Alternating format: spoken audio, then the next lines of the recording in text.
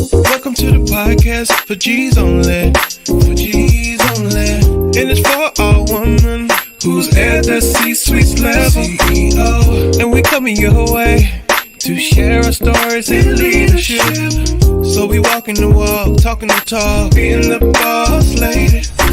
Welcome to the C-suite, where we help build women leadership and how to be the boss lady. So welcome to the C-suite. So let's talk about being a CEO. Hello, and welcome to She Suite's podcast with your host, Jodi Hood.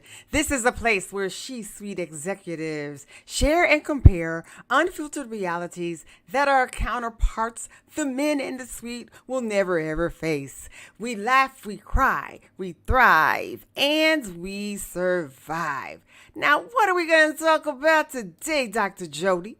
Well, as a woman in the suite, there is a battle to fight through the isms and the biases. So today we are going to explore the power of persuasion as a tool to sail through the suite. You must put these strategies in your toolbox because trust me, honey, you're going to need them. As a valuable member of the team, you may recognize needed changes, great opportunities for growth, or just the need for more diversity in the company so it can move forward. So as you know, change is hard, change is difficult, but being intentional and strategic, it can be a lot easier than you think.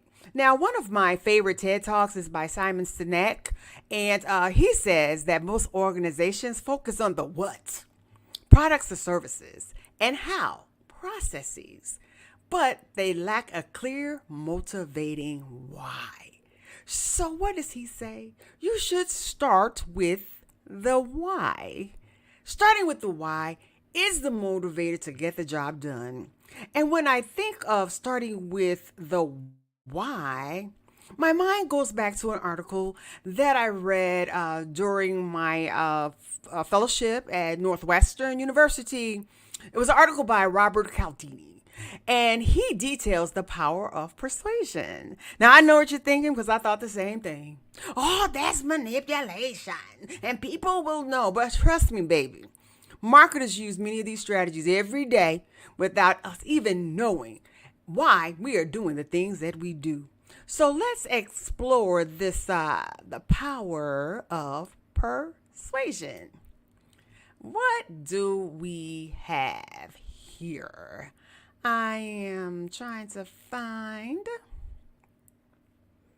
my little article here. The power of persuasion. And I had it queued up. Let's see, where are we? Where are you, sweetie? The power of persuasion.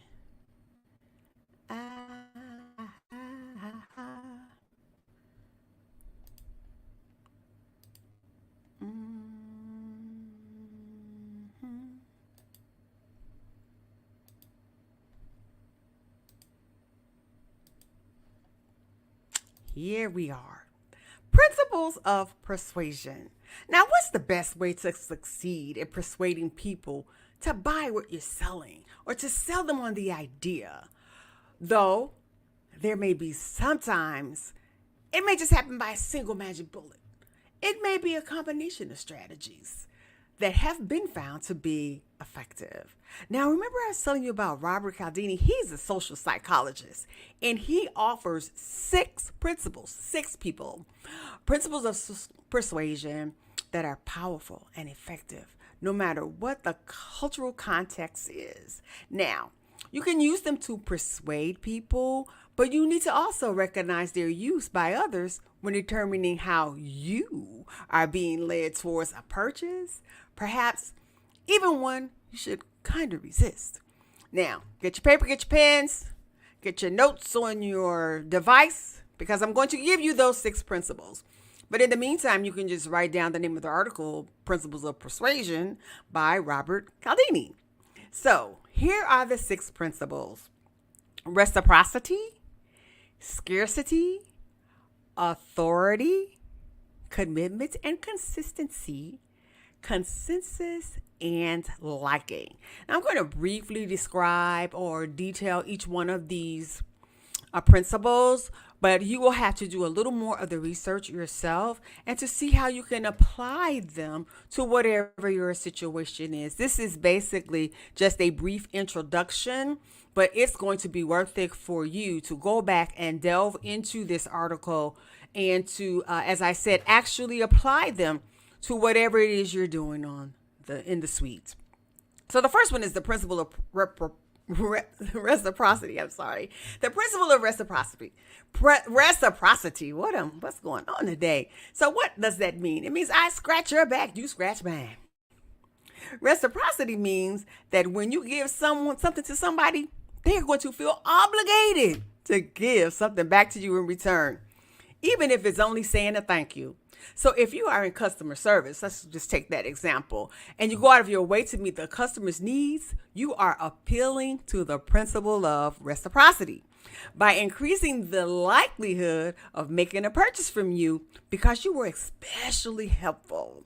Reciprocity builds trust and relationships develop, reinforcing everything from personal to brand loyalty. Now, to those entrepreneurs out there, you better take a listen. Reciprocity.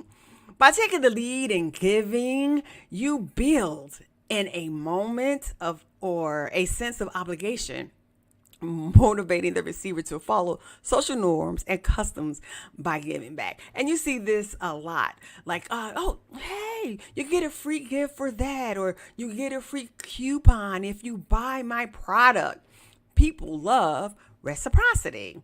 Now, the next principle is scarcity. Oh, Lord, this is the last one. I only have 5 left. So it is universal to want what you can't have. This is psychology, people. People are naturally attracted to rare and exclusive. Honey, don't let me tell you that I think the name of it is what's the name of that bag? It is that exclusive. It's in New York. It escapes me, but it starts with a T.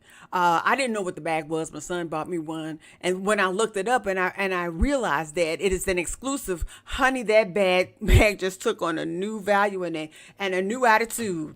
When I wear it with pride. So if you are convinced that you need to act now or it'll disappear, you are motivated to act. Scarcity is the perception of dwindling support of a limited and valuable product. For a sales representative, scarcity might be a key selling point.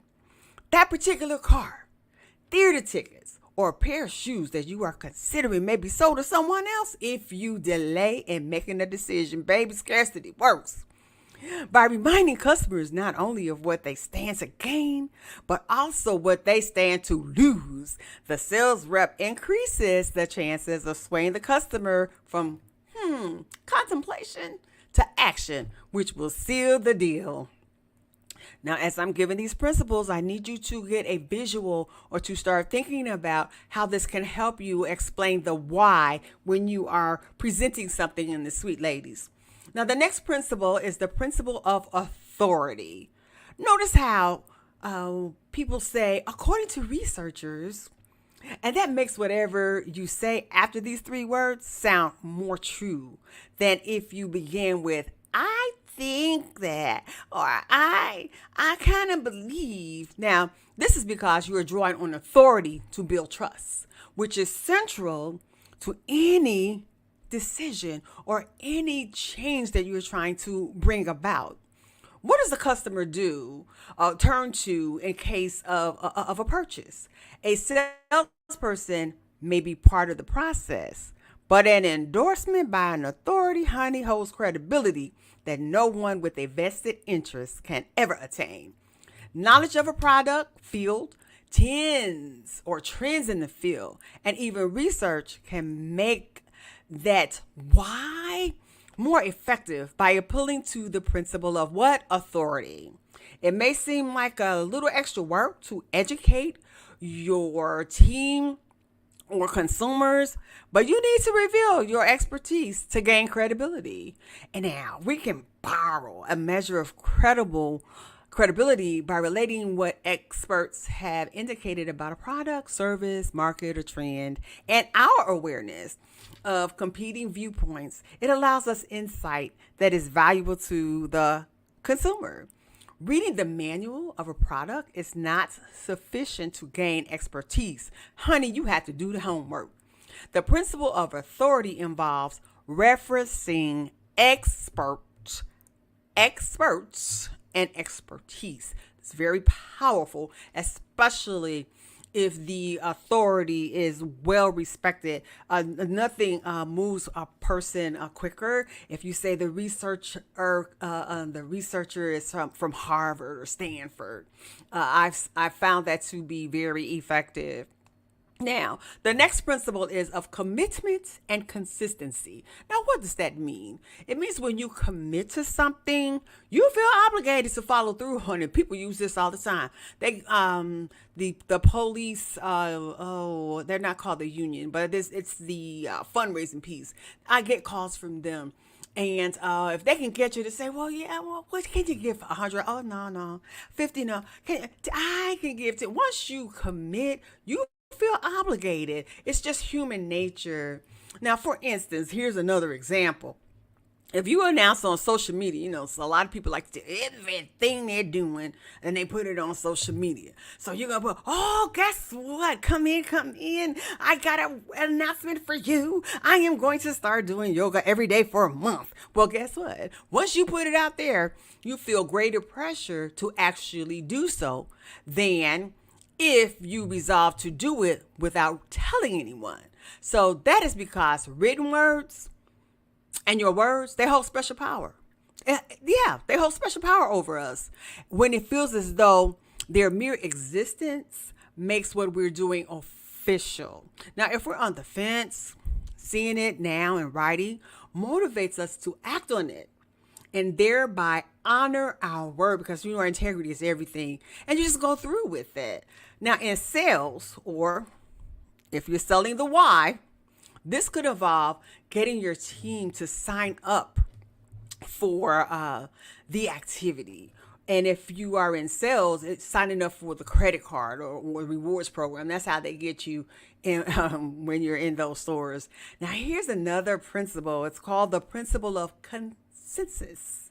Now, if you make purchase decisions based on what you see in online reviews, you're proving how effective the principle of consensus can be. And a lot of, this is one of my guilty pleasures. I'm on Amazon almost every day. And when I am looking for a product, my son taught me this: Mom, read the reviews, see what the people are saying. And that's exactly what I do. And if they don't have those 4 or 5 stars, I'm just going to keep scrolling. So what happens? What's going on there with the principle of consensus? It means people trust first-person testimonials when making a decision, especially if there are many of them and they're unanimous in their endorsement. Just like I told you, I'm going to those reviews, baby. The herd mentality, that's what we were acting on, is a powerful force across humanity. If everybody else thinks this product is great, then it must be great. We are genetically programmed to trust our tribe in the absence of more credible information because it makes decision making easier in the fight for survival. Ponder on that one. Now, that's pretty deep. Now, lastly, we're going to talk about the principle of liking. This one is real interesting because this kind of goes back to Looks Matter, my other podcast. It says when we are more likely to buy something from someone we like. And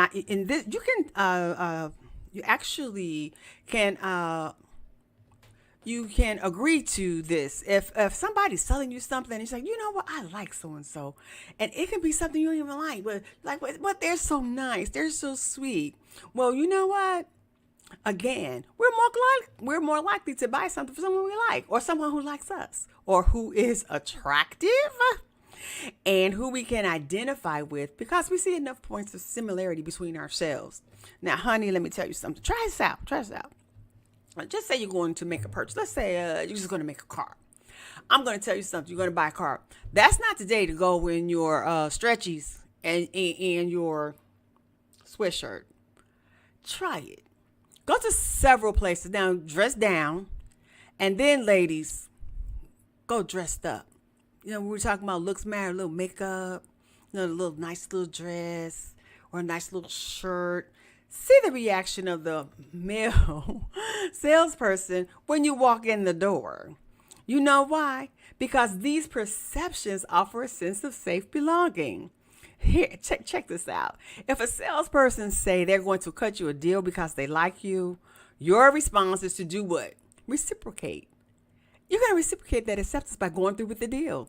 Salespeople know this, but the same concept can work in the suite when you are selling the why. And looks matter, baby. If you find them easy to look at, this was in an article, no matter what sex, you are predisposed to like them because from an evolutionary standpoint, it goes back to psychology. Attractiveness suggests genetic superiority and hence authority. Chew on that for a little bit. How about I just say that one more time? It says you are predisposed to like people because from an evolutionary standpoint, attractiveness suggests genetic superiority and hence authority. Wow. Now, you know what? If a salesperson makes themselves relatable by saying they had the same problem as you and this is what they did about it, you are more likely to follow their advice because that bond produces the following argument in your mind. This person and I are similar in that we share a common problem. They solved it expertly by doing X, and I can therefore solve the same problem in my life by doing X. If you haven't written these down, just remember the name Robert Cialdini, The Power of Persuasion.